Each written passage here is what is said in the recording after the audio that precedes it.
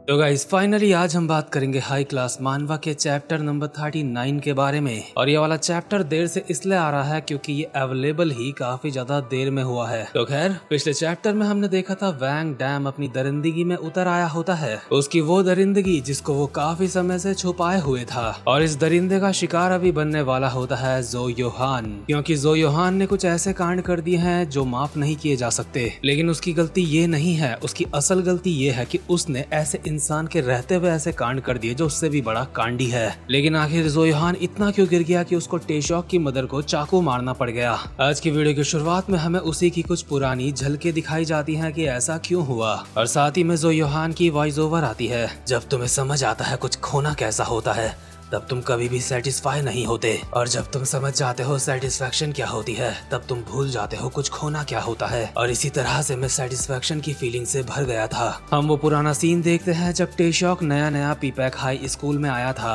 और उस वक्त वहाँ का नंबर 1 का बंदा हुआ करता था ज़ो योहान। इसलिए ज़ो योहान टेशॉक के पास जाता है और काफी सारे स्कूल के लौंडे इनको घेर के ये सब कुछ देख रहे होते हैं और आपस में कहते हैं, कमाल है, उसकी और ज़ो योहान की अब फाइट होने वाली है। आखिर ये मिक्स्ड ब्लड वाला बंदा कितना ताकतवर होगा। अगर मेरे पास अभी एक नकली आईडी होती तो मैं बियर खरीद के लाता और आराम से एंजॉय करते हुए देखता। लेकिन ज़ो योहान टेशॉक के पास आता है और कहता है, तो तू ही नया लड़का है, तेरा नाम टेशॉक है ना। टेशॉक को देखते ही ज़ो योहान को अंदर से फीलिंग आ गई होती है कि ज़ो योहान को इससे जलन होने वाली है। लेकिन टेशॉक योहान का जवाब देते हुए कहता है, यहाँ पे इतना हल्ला मचा हुआ है, उसको देख के लगता है तू ही यहाँ का लीडर है। देख, अगर तू यहाँ पे मुझसे फाइट करने के लिए आया है तो मुझे इसमें कोई भी दिलचस्पी नहीं है, यहाँ से चला जा। लेकिन ज़ो योहान इससे फाइट नहीं करता और कहता है, वेल तू काफी अच्छे से बात कर लेता है, तो इस बारे में सही है कि मैं लीडर हूँ यहाँ का, लेकिन मैं इतनी गर्म खोपड़ी का नहीं हूँ जो किसी से फालतू में लड़ने लग जाए। तो बता आखिर मैं ऐसा क्या करूँ जिससे हम दोनों दोस्त बन जाएं। योहान ने टेशॉक की तरफ दोस्ती का हाथ बढ़ाया होता है और ये देख के अगल बगल के सारे लौंडे हैरान हो जाते हैं। लेकिन जिस तरीके की जिंदगी योहान ने जी है उसे देखते हुए उसे आगे चल के टेशॉक से जलन होनी ही है, क्योंकि टेशॉक के पास अपनी एक खुशहाल फैमिली है। टेशॉक के भविष्य में अब भी काफी सारे उम्मीदें बची हुई है उसके लिए। और इन्हीं यादों के साथ भी हमें योहान की वॉइस ओवर आ रही होती है, मैं किसी ऐसे के क्लोज आ गया था जिसके पास वो सब कुछ था जो मेरे पास कभी नहीं था, लेकिन उसके बावजूद भी मुझे बुरा नहीं लग रहा था, अजीब तरीके से मुझे अच्छा ही लग रहा था। शायद ऐसा इसलिए था क्योंकि उसकी जिंदगी वैसी थी जैसी जिंदगी मैंने हमेशा से चाही थी खुद के लिए। लेकिन उस वक्त मुझे ये बात पता होनी चाहिए थी कि ये सिर्फ एक रास्ता है जिससे मैं अपने गमों को भुला रहा हूँ। और इससे पहले कि मुझे इस बात का एहसास होता समय बीतता गया। अब हम इसके कुछ समय बाद का सीन देखते हैं जब टेशॉक और योहान के बीच में काफी अच्छी दोस्ती हो जाती है। और एक दिन टेशॉक के रेस्टोरेंट में कुछ स्कूल के लौंडे आते हैं और वो लौंडे टेशॉक की मदर से अल्कोहल मांग रहे होते हैं। और ऑब्वियसली टेशॉक की मदर उन्हें अल्कोहल नहीं दे सकती क्योंकि वो सारे के सारे स्कूल के लौंडे हैं, 18 से नीचे हैं। और यहाँ पे जो लौंडे आए होते हैं उनमें से एक होता है जैंग डोंगचोल, और इस समय डोंगचोल की मूछे दाढ़ी नहीं आई है इसलिए ये थोड़ा सा अलग लग रहा है। लेकिन ये वही डोंगचोल है जो नॉर्थ ईस्ट गैंगबग हाई स्कूल का डॉन है, यानी कि नंबर 1 का बंदा। ये यहाँ पे गैमजटैंग खाने आया होता है और टेशॉक की मदर को कहता है, आखिर मैं बिना अल्कोहल के गैमजटैंग कैसे खा सकता हूँ। आंटी तुम दिखने में इतनी भी बुरी नहीं हो, लेकिन तुम इतनी बेवकूफ कैसे हो सकती हो। मैं तुम्हें बोल रहा हूँ ना,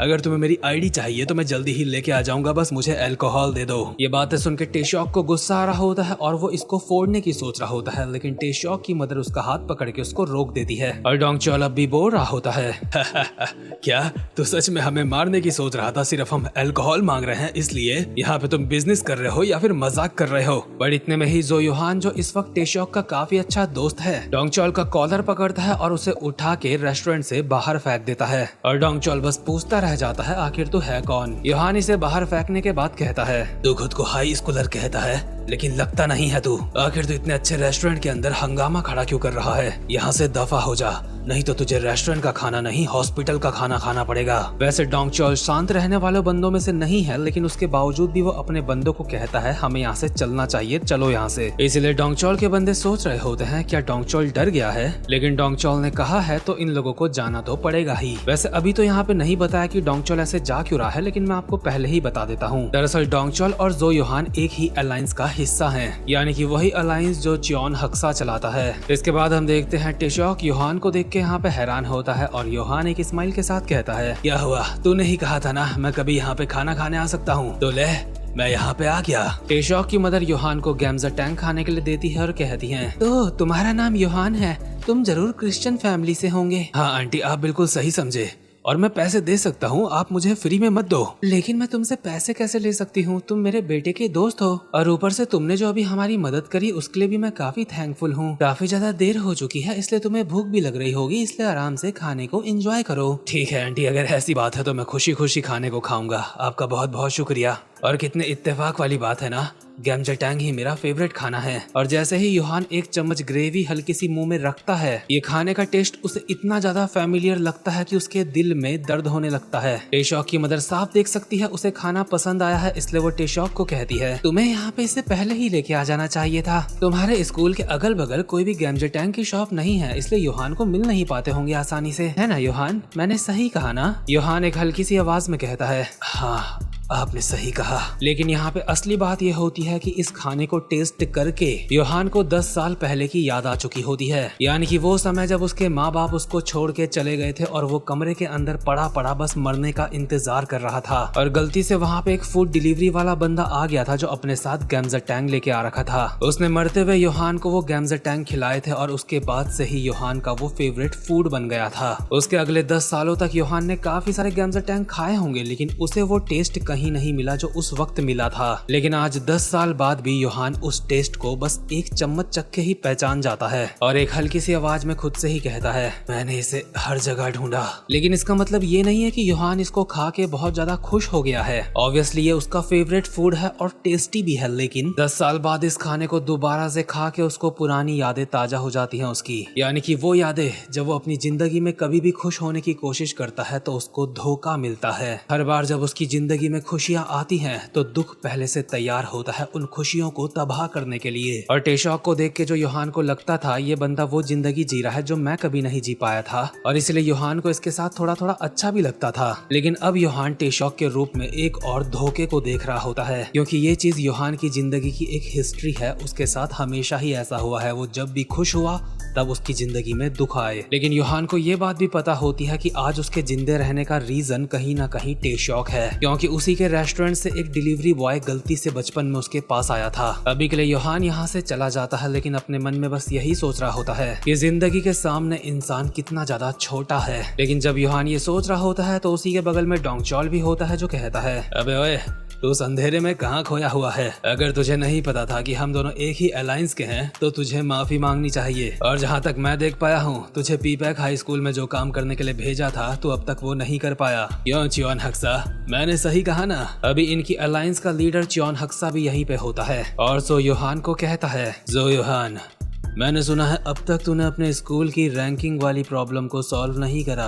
क्या इसकी कोई खास वजह है, या फिर कहीं ऐसा तो नहीं मैंने तुझे गलत समझ लिया? मैंने ना सिर्फ तुझे सही स्कूल में भेजा बल्कि एक सिस्टम भी क्रिएट करके दिया जिसके साथ तू खेल सकता है। लेकिन अगर तू अपने काम को ऐसे ही करता रहा तो भूल जा, तू कभी भी गैंगबक का रिप्रेजेंटेटिव बन पाएगा। मैं समझ गया तुम क्या कहना चाहते हो, और अगर तुम्हारे पास और कुछ कहने के लिए नहीं है तो अब मैं यहाँ से जा रहा हूँ। मतलब इस वक्त तक भी योहान अपनी गुड साइड और बैड साइड के बीच में जूझ रहा था। उसने वो लिमिट क्रॉस नहीं करी थी जो इंसानियत को शर्मसार कर देती है। लेकिन च्योन हक्सा इसके कंधे में हाथ रख के कहता है, चाहे जो भी करना हो तुझे ये करना होगा। लगता है कुछ समय से तू थोड़ा सॉफ्ट टाइप का बन गया है, लेकिन उस दिन जिस गली में मैंने उस लौंडे को देखा था वो इतना सॉफ्ट नहीं था। अगर तू नहीं चाहता तेरी जिंदगी दोबारा से पहली जैसी हो जाए तो किसी भी चीज पे शिकायत मत करियो। योहान इतना सुनता है और यहाँ से बाहर चला जाता है, और अंदर से उसे आवाज आ रही होती है डोंगचॉल की, जो च्योन हक्सा को बोल रहा होता है, आखिर तुम उसे बार बार ऐसे आसानी से छोड़ क्यों देते हो? हमारे दूसरे स्कूल के लौंडे वो सारे काम कर रहे हैं जिससे हम अपना मकसद पूरा कर सकते हैं,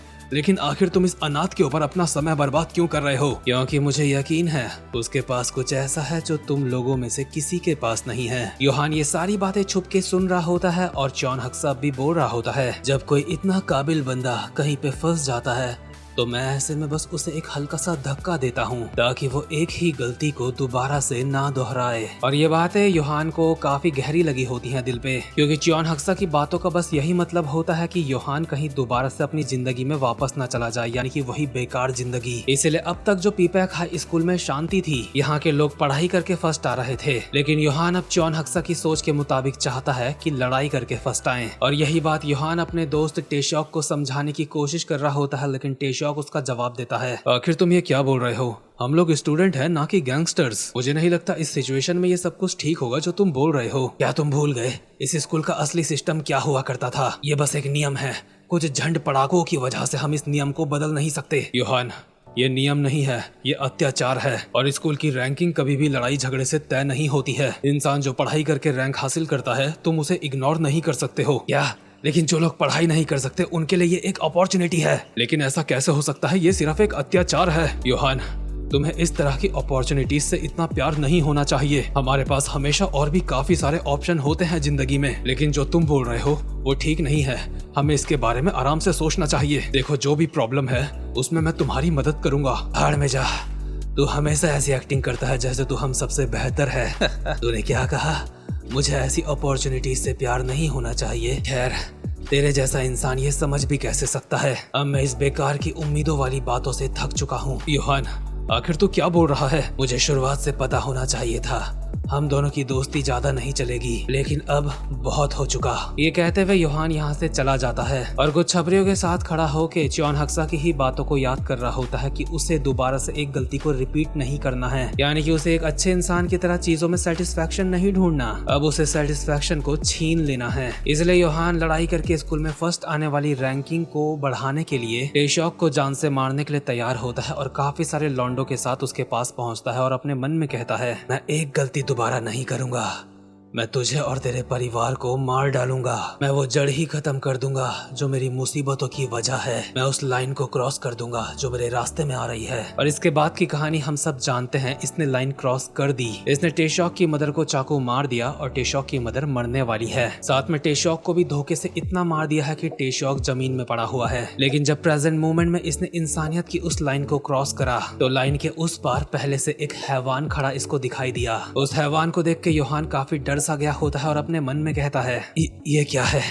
आखिर ये है क्या? मुझे भागना होगा, मुझे जल्दी से भागना होगा। योहान वैंग डैम का ऑरा देख के ही उससे भाग रहा होता है। इतने में ही पीछे से हाथ आता है और इसके बाल पकड़ लेता है और इसकी कमर पे इस तरीके से चाकू मारता है जैसे कोई सब्जियां काट रहा हो। योहान पहली बार जिंदगी में चाकू मारने की बजाय चाकू खा रहा होता है, इसलिए उसकी आंखों से आंसू आ रहे होते हैं और हैवान की आंखों में एक अलग सी चमक और चेहरे में एक स्माइल होती है। योहान हड़बड़ाता हुआ खुद को छुटाता है और दोबारा से आगे भागने लगता है, लेकिन इसकी किस्मत इतनी बुरी होती है कि आगे रास्ता बंद होता है और इसे एहसास हो रहा होता है दो चमकती हुई आंखों के साथ पीछे से एक हैवान इसी की तरफ बढ़ रहा है। योहान को डर तो लग रहा होता है, लेकिन इस बात का साफ एहसास हो चुका होता है अगर उसने फाइट नहीं करी तो वो मारा जाएगा। इसलिए योहान वैंग डैम के ऊपर अपने चाकू से एक हमला करता है। वैंग उसके चाकू वाले हाथ को अपने हाथ से रोक के उसके पेट के साइड एक खतरनाक सा कट मार देता है। योहान उसके बावजूद भी हिम्मत करके वैंग डैम के ऊपर चाकू मारने की कोशिश कर रहा होता है, लेकिन वैंग अपने चाकू वाले हाथ से ही उसका हाथ रोक लेता है और अपने हाथ से चाकू को छोड़ के दूसरे हाथ से चाकू को कैच करता है और योहान का मुंह चाकू से साइड से फाड़ देता है। ऑब्वियसली योहान की तो वाट लग चुकी होती है, लेकिन वैंग डैम उसे महसूस हो रही होती है सेटिस्फेक्शन, क्योंकि वैंग डैम ने अपनी उस इंसानियत की लाइन को क्रॉस नहीं करा जिसको उसने एक बार कभी करा था, क्योंकि उसको पता है ऐसा करना सही नहीं। इसलिए वो हमेशा अपने अंदर के शैतान को अंदर छुपाए रखता था, क्योंकि उसे पता था